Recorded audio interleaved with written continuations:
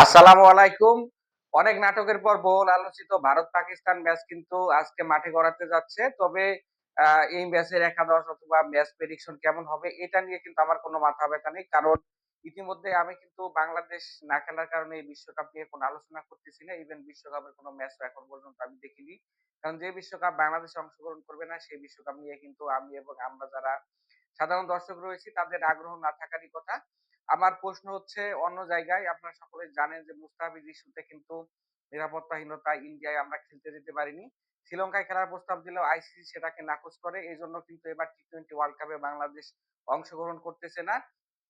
কিন্তু আ এখানে হচ্ছে বাংলাদেশ জাতীয় দল না গেলেও আমরা দেখেছি যে আমাদের সাংবাদিক ভাইয়েরা এবং একই সাথে আতার আলী খান কমেন্টেটর তিনিও কিন্তু এই বিশ্বকাপে অংশগ্রহণ করতেছে।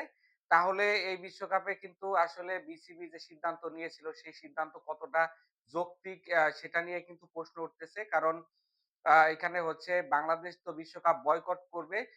করেছে সেক্ষেত্রে এখানে অ্যা সাংবাদিক এবং আতার আলী খানকে এখানে কেন আ যেতে দেওয়া হলো এবং বাংলাদেশের টিভি চ্যানেলগুলোতে কেন বিশ্বকাপের ম্যাচ পরিচালন দেখানো হচ্ছে সেটা নিয়ে কিন্তু অনেক প্রশ্নের ডালপালা মেলেছে। এর দায়ভার কিন্তু অবশ্যই বিসিবি এবং এখানে হচ্ছে আসিফ নজরুলকে নিতে হবে। কারণ আমরা ১ম এ শুনেছিলাম যে মুস্তাফিজ আইপিএল না খেললে আইপিএল কিন্তু সম্প্রচার বয়কট করা হবে। কোন প্রকার আইপিএল এর তথ্য আ এখানে দেখানো হবে না টিভি চ্যানেলে। তাহলে বিশ্বকাপের বেলায় কেন সেটা হলো না? এখানে বিশ্বকাপ কেন সম্প্রচার করা হচ্ছে? টক শো হচ্ছে, সবই তো হচ্ছে। তাহলে বাদ গেল শুধুমাত্র ২ টা পক্ষ। একমাত্র হচ্ছে ক্রিকেটাররা কিন্তু এখানে তাদের খেলাটা খেলতে পারল না।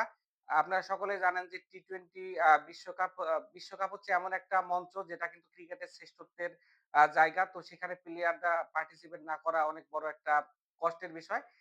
প্লাস তাদের আর্থিক বিষয়টাও কিন্তু জড়িত ছিল এবং ২ নাম্বার যে পক্ষটা এখানে হচ্ছে ক্ষতিগ্রস্ত হলো সেটা হচ্ছে সাধারণ দর্শক। কারণ বাংলাদেশ ক্রিকেট এই পর্যায়ে আসার পেছনে কিন্তু দর্শকদের ভূমিকাই সবচেয়ে বেশি ছিল। সেই দর্শকরা কিন্তু বাংলাদেশ না থাকাতে বিশ্বকাপটা দেখতে পারল না। সেটা কিন্তু তাদের জন্য আ বিশাল একটা ক্ষতি বলবো আমি। তো এখানে ক্রিকেটার এবং আ আ দর্শকদেরই শুধুমাত্র ক্ষতি হলো। তাহলে বিসিবি এবং হচ্ছে এখানে হচ্ছে আসিফ নজরুলের দায়বদ্ধতা কতটুকু সেটা নিয়ে কিন্তু প্রশ্ন উঠতেছে। আমার কাছে মনে হয় ক্রিকেট কূটনীতির কারণে কিন্তু আমরা বিশ্বকাপ খেলতে পারলাম না। যদি মুস্তাফিজ ইস্যুটাকে আরো ভালোভাবে ডিল করা যেত ১ম থেকেই আইসিসির সাথে কমিউনিকেট করা যেত, তাহলে হয়তো এই বিশ্বকাপটা আমরা খেললেও খেলতে পারতাম। আমরা অনেকটা এখানে পাকিস্তানের শায়ে কিন্তু পড়েছিলাম। পাকিস্তান কিন্তু আমাদের সাথে আমাদের ভালোবেসেছিল ১ম এ মনে হচ্ছিল যে ভাই, ভাই কিন্তু পরবর্তীতে আমরা দেখেছি যে পাকিস্তান আসলে নিজেদের স্বার্থে ভারতের সাথে যে দ্বন্দ্ব রয়েছে সেটাই কিন্তু বাংলাদেশের উপরেই আ আ বন্দুক রেখে গুলি চালিয়েছে আইসিসি কে। পরে আইসিসি তে কিন্তু হয়তোবা সুবিধা নেওয়ার কারণে কিন্তু পাকিস্তান এমনটা করেছিল সেটা কিন্তু এখন পরিষ্কার। পাকিস্তান ১ম এ বলেছিল যে এখানে ভারতের সাথে তারা ১৫ তারিখে ম্যাচ বয়কট করবে। কিন্তু আমরা দেখলাম যে এখানে ১৫ তারিখের ম্যাচটা তারা শেষ পর্যন্ত বয়কট করেনি। শুধুমাত্র আ এখানে হচ্ছে আইসিসির কাছ থেকে কিছু সুযোগ সুবিধা নেওয়ার জন্য কিন্তু এই নাটকটা তারা করেছিল।